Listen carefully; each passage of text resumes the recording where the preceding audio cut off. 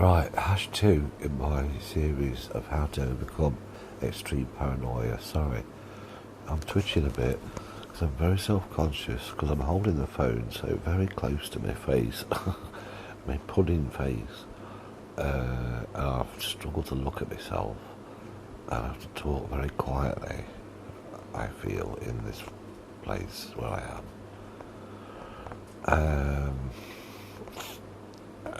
And it's a bit uncomfortable, which makes me paranoid a little bit, as I was saying in the first video.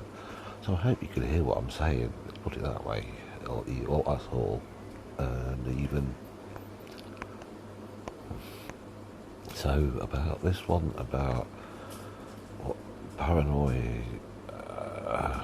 paranoia seems to be caused by, I think, two main causes are not being allowed to share your opinion or offer it,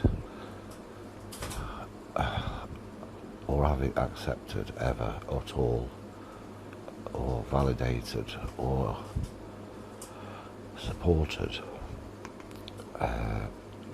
often in adolescence or when you are becoming an adult or finding your own way, deciding who and what you want to be. And it's related to, especially if that is in opposition to what your parents or carers or guardians want, expect of you and want you to do. And that's the other thing, is being forced to do something that you don't want to do for long periods of time, years, childhoods, lifetimes, or through your adolescence.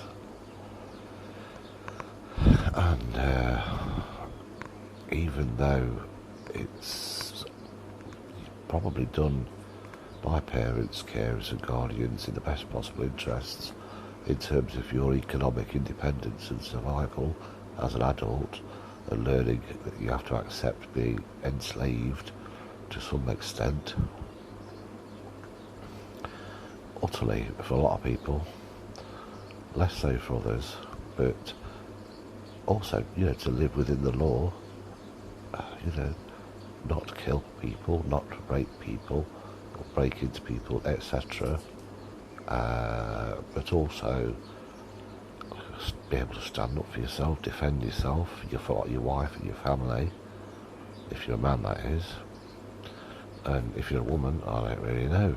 I'm not up to the detail, but very similar things, rejecting homosexuality, reproductive rules and expectations, bloodlines, etc., etc., which is where a lot of homophobia and racism is born as well. But anyway, digress. Keep to the point, and I just think that being forced to do something that you don't want to do for a long time, and then rejecting it and breaking away from it when you realise you can, often results in total paranoia, extreme paranoia about anything to do with any invasive questions, or people, or habitual lying to people, even people that you like or love, or respect, or don't respect, but speak to on a daily basis or regularly, and it can result in people becoming very guarded, cautious about disclosing anything about themselves, and sort of becoming, in a way, apparently paranoid,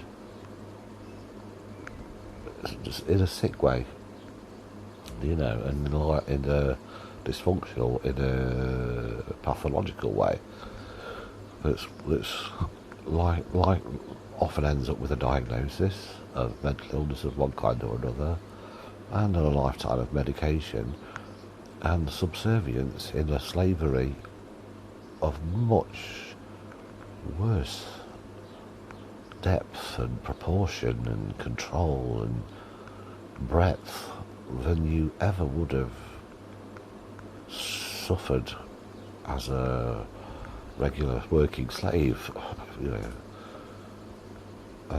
But the other thing I wanted to say was that these people who are called paranoid, who perhaps actually evidence this sort of behaviour and is paranoia, are always, I've found, always very, very intelligent people.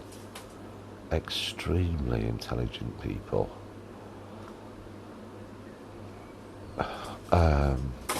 And almost always, in my experience again, always treated as though they're thick little kids, silly kids.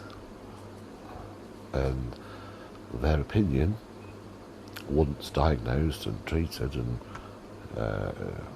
on the treadmill of mental health treatment, their opinions almost always disregarded, refuted, taken the mick out of, and challenged, whatever it might be. You know, whether it's incidental or not. And sense of humour is another issue. I don't want to digress too much again, but that's taken completely out of anyone's ordinary concept of it. And because if perhaps if you did say something that was intended as a joke or you thought was funny, often it might be very sick to other people, or just cracked, or not remotely funny at all, which draws a frown, you know, like that perhaps, or a response of, ugh, you know, sick bastard, or something like that. And that's related. But anyway, like, so these two things are, firstly, not having your opinion recognised or respected, or allowed even, and being forced to just actually shut up, literally, effectively. Don't speak, don't tell us about your opinion, we don't want to know. You know, parenting like that is destructive beyond and damaging, does that to people. And the other thing is being forced to do something that you don't want to do. And children are often forced to do this, that and the other that they perhaps don't want to do, you know. And too many things. Children who are overstimulated, so many different activities and this, that and the other, and forced to do them, you know, day in, day out, year in, year out, and rejecting all of that, or some of it, as you perhaps enjoy some of the activities, if it's swimming or dancing or music or whatever it is. If it's schoolwork and exams, you know, if you enjoy it, then fine. You might become very skilled at it and very expert and make your living at it.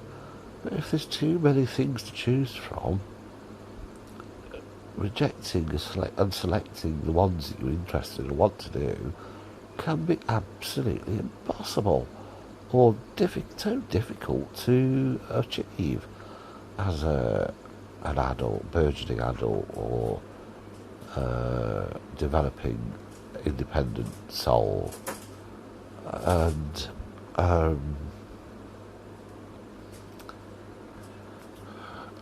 again can lead to all sorts of implications and indictments as being recalcitrant or prickly or loose cannon, or, as I say, paranoid schizophrenic ultimately. And well, these people are so intelligent and end up so demoralised and discounted, you know, rejected and discounted thrown out of hand, you know, through their resulting caution and keeping people at bay, playing the close cards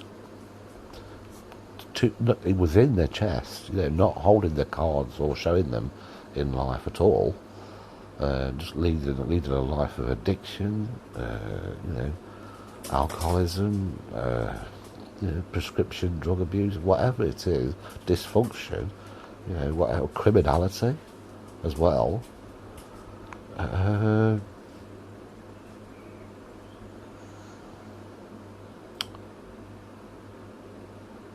As a result,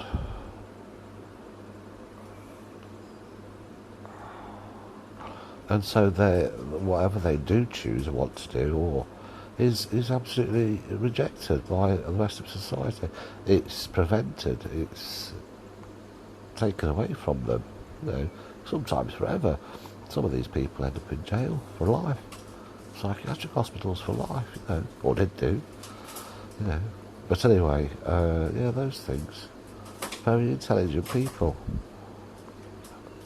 Written off, effectively, for life, until someone, perhaps, if they're lucky, breaks through and learns about them and treats them with care and understanding and respect and love, and you know, treats them kindly, like a human being. Yeah, but it's not being treated like a human being as a child and adolescent, but a robot, you know, wound up and set off each day as to do with the activities, the routines that dehumanises them in the first place as they try and find their own feet. You know, and it cripples people. Isn't it? Paranoia.